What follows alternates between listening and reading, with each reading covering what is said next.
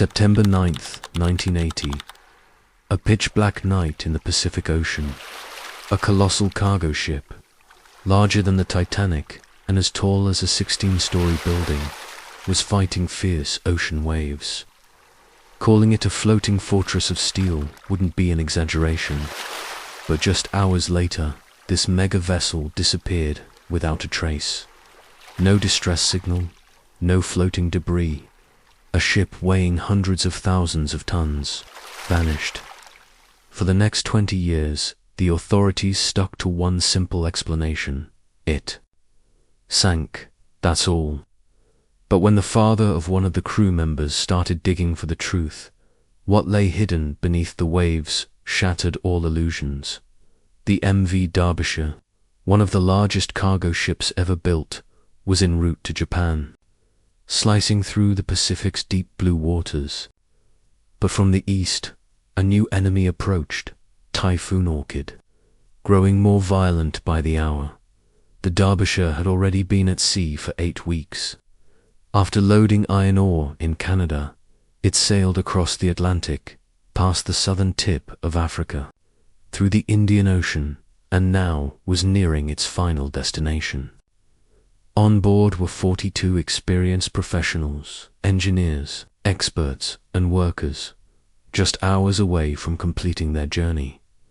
But fate had other plans. The ship's captain, Geoffrey Underhill, a veteran with over 20 years of experience, believed Derbyshire could withstand the storm. He had faced many typhoons before. There was no safe harbor nearby. Fighting the typhoon was the only option. He reduced the ship's speed and slightly turned the vessel toward the waves, a common tactic to maintain stability. He also sent an emergency message with that exact location, but the typhoon was merciless. Waves rose above 10 meters. Some even as long as the ship itself. At over 1,000 feet in length and towering like a 16-story building, Derbyshire wasn't just another ship, it was an engineering marvel. Built to withstand the harshest seas, it seemed indestructible, but deep beneath the dark ocean, something unimaginable was about to happen.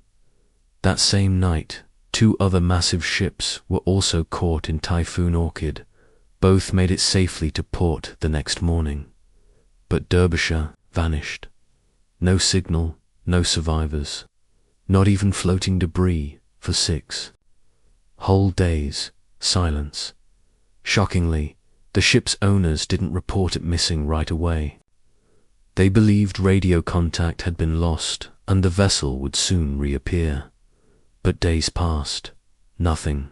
On September 15th, the first real concern was raised. A full-scale international search mission was launched. Helicopters, naval ships, airplanes scoured the last known coordinates, but they found nothing. Not a single piece of wreckage.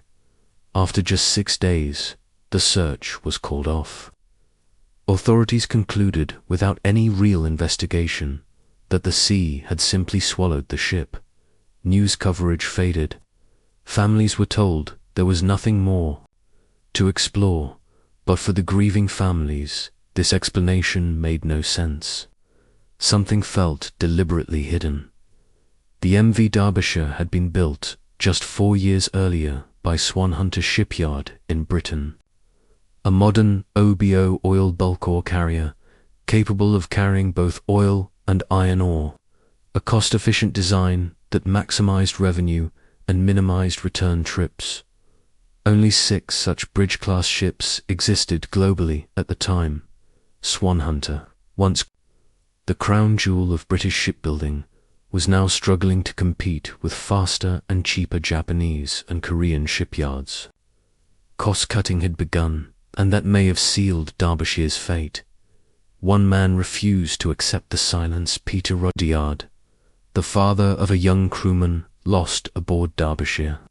But Peter wasn't just a grieving parent, he was an experienced ship surveyor. He began investigating. In 1982, just 18 months after the Derbyshire vanished, Another bridge-class ship, Tyne Bridge, faced a violent storm in the North Sea. Suddenly, cracks appeared in its steel hull. The captain ordered an emergency evacuation, and the crew was saved. When Peter inspected the damage, he discovered stress fractures in the exact same part of the ship. He dug deeper and uncovered shocking facts. Cracks were developing in all bridge-class ships. These ships were being secretly sent for repair. Parts of the ships had been built against original design specifications. Peter now had evidence. Derbyshire's disappearance wasn't just an accident. He sent everything to the Department of Transportation, but they refused to reopen the case. The family's pleas were ignored. In 1984, the families formed the Derbyshire Family Association, determined to uncover the truth. 2 years later, another bridge-class ship, Kowloon Bridge, cracked and ran aground off the Irish coast. It was the last of the 6. This time, the British government finally agreed to a new investigation. But Peter's evidence was again dismissed. The official report claimed there was no proof of structural failure. Derbyshire was just another victim. Off the ocean, families were devastated, but they didn't give up. In 1994, working with the International Transport Workers Federation, the families funded a private search mission. In just 23 hours, Derbyshire was found to 4 kilometers beneath the Pacific Ocean in one piece. This was a major breakthrough. For 6 years, deep-sea photography and analysis continued. Eventually, the full truth emerged. At the very front of the ship was a storage area called the bosun's store, where critical deck equipment is kept. The storm that night caused the door of this compartment to fail. It had not been built according to original specifications. Thousands of gallons of water flooded in. The ship's bow became heavier. Water pressure rose. Ventilation systems broke. Water reached the engine room. And then, the hatch covering the iron ore container exploded open. One by one, compartments began flooding, and the mighty Derbyshire was pulled to the ocean floor. When the investigation report was released, it was revealed that all bridge-class ships had the same design flaws, especially around the bosun's. Store and hatch covers. The cause wasn't one giant error, but a series of small compromises. And those compromises sank a steel fortress. Back in the 1970s, ship sinkings were common. Authorities treated them as statistics. But the Derbyshire families changed everything. Their relentless pursuit led to industry-wide reforms, new safety, inspections, and stricter design rules. Today, several safety regulations in the shipping world exist only because of the Derbyshire tragedy.